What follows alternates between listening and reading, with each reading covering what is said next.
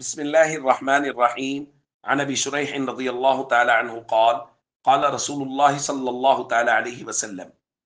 من كان يؤمن بالله واليوم الآخر فليكرم ضيفه، جائزته يوم وليلة، والضيافة 3 أيام، فما بعد ذلك فهو صدقة. رواہ البخاری۔ نبی کریم صلی اللہ علیہ وسلم نے ارشاد فرمایا، جو شخص اللہ اور آخرت کے دن پر ایمان رکھتا ہو اسے اپنے مہمان کی عزت کرنا چاہیے، اور فرمایا مہمان کی خاطرداری 1 دن اور 1 رات کی ہے، اور اس کی مہمانی 3 دن اور 3 راتوں کی، اور فرمایا 3 دن اور 3 راتوں کے بعد بھی اگر مہمان پر میزبان خرچ کر رہا ہے تو وہ اس کی طرف سے صدقہ ہے۔ دوستو، نبی کریم صلی اللہ علیہ وسلم نے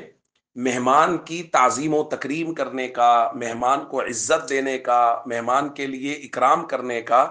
باقاعدہ حکم دیا ہے، اور اس حکم کو تاکید اس قدر زوردار کی ہے: من کان یؤمن باللہ والیوم الآخر، جو اللہ اور آخرت کے دن پر ایمان رکھتا ہے اس کے ایمان کا تقاضا ہے کیا کرے؟ فلیکرم ضیفہ،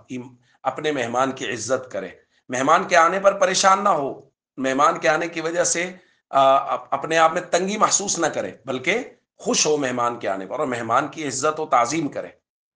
دوسرا ادب بیان کیا کہ اپنی وسعت کے مطابق تھوڑا سا جتنا وہ ہو کر سکتا ہے وہ روٹین سے بہتر کھانا بنائے 1 دن اور 1 رات کے لیے، یہ ادب ہے۔ اور جو باقی 2 دن بچ گئے ہیں ان 2 دنوں میں وہ اس کی عام ضیافت کرے، جو گھر میں پکا ہے وہ مہمان کو کھلا سکتا ہے۔ اور اگر مہمان 3 دن سے زیادہ رکتا ہے تو پھر کہا گیا ہے کہ جو کچھ بھی میزبان مہمان پر خرچ کر رہا ہے وہ سارے کا سارا صدقہ شمار کیا جائے گا۔ تو نبی کریم صلی اللہ علیہ وسلم نے، شریعت مطہرہ نے مہمانوں کے بہت سے آداب بیان کیے، اور آپ دیکھیے کہ کس قدر تاکید کے ساتھ مہمان کی عزت، تعظیم و تکریم کرنے کا حکم دیا گیا ہے کہ اللہ اور آخرت کے دن پر جو ایمان رکھتا ہے اس کے ایمان کا تقاضا ہے کہ وہ مہمان کا خیال کرے۔ اس لیے جب بھی گھر میں مہمان آئیں تو اپنے بچوں کی بھی یہ تربیت کریں کہ بچے بھی خوش ہوں کہ ماشاء اللہ گھر میں مہمان آ گئے۔ السلام علیکم ورحمۃ اللہ وبرکاتہ۔